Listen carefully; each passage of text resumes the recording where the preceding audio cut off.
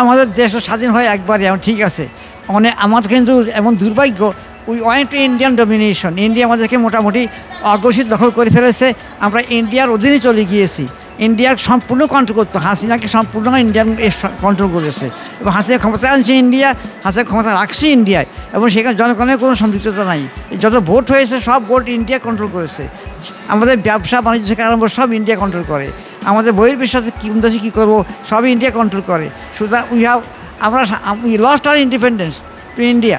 আমরা 5 আগস্টে অবশ্যই আমাদের যা নতুন করে আমরা দেশ স্বাধীন করেছি, নিঃসন্দেহে, কোনো সন্দেহ নাই। যার দেশপ্রেমিক, যারা ইন্ডিপেন্ডেন্স বুঝে, তারা বলবে যে 5 আগস্টে আমরা স্বাধীনতা অর্জন করেছি নতুন করে। আমাদের মুক্তিযোদ্ধা, এটা একদম রং আইডিয়া। এটা কোনো যুক্তিসঙ্গতপূর্ণ, পৃথিবীর কোনো দেশ দুইবার করে স্বাধীন হয় না, স্বাধীন একবারই হয়। তবে অন্যায় যারা করে তাদের শাস্তি হওয়া উচিত, বা শাস্তি হোক, কিন্তু স্বাধীনতা একবারই হয় পৃথিবীতে, আর মুক্তিযোদ্ধা বারবার করে হওয়া যায় না।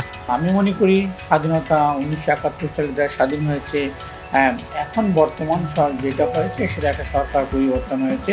অনেকেই বলেছে যে বাংলাদেশের স্বাধীনতা 1971 হয় নাই, হয়েছে, এবং আমরা বলি না 2024 হয়েছে 5ই আগস্ট। একটি কারণ হলো এটাই, বাংলাদেশের স্বাধীনতা যদি অর্জিত হতো তাহলে বাংলাদেশে এই গণ অভ্যুত্থান, ছাত্র অভ্যুত্থান হতো না, এবং এই বাংলাদেশের মাঠে ঘাটে এত খুন খারাপি হওয়ার ঘটনা, এতগুলি চলতো না। কারণ স্বাধীনতা ছিল না বলেই। স্বাধীনতা একটি গণতান্ত্রিক দেশে কখনো এত গণহত্যা হতে পারে না, এত স্টুডেন্ট মারতে পারে না। আমরা যারা প্রবাসী আছি, আমরা মনে করি 2024 5ই আগস্ট বাংলাদেশ সত্যিকারের স্বাধীনতা লাভ করছে। প্রশাসনেরও অনেকেই দুর্নীতিতে ডুবে গেছে। এটার বিরুদ্ধে একটা আন্দোলন এবং একটা বিবর্তন। তো এই বিবর্তনকে আমি আশা করি, এই বিবর্তন হওয়া উচিত ছিল, রাজনৈতিক বিবর্তন হওয়া উচিত ছিল, এবং এটার একটু পরিবর্তনের দরকার আছে বাংলাদেশের জন্য। কিন্তু এইটা স্বাধীনতা না। 1971 সনে আমরা বাংলাদেশ অর্জন করেছি স্বাধীনতা যুদ্ধের মাধ্যমে।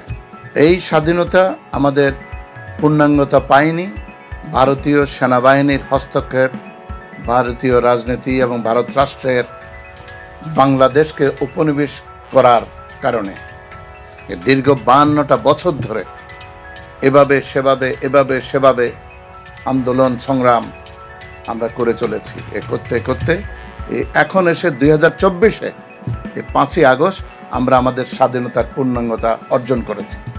ভারতকে আমাদের দেশ থেকে আমরা তাড়িয়েছি, এবং তাদের উপর নির্ভরশীল এবং তাদেরকে যারা নিজের প্রয়োজনে এখানে এনেছে তাদেরকে আমরা তাড়িয়েছি।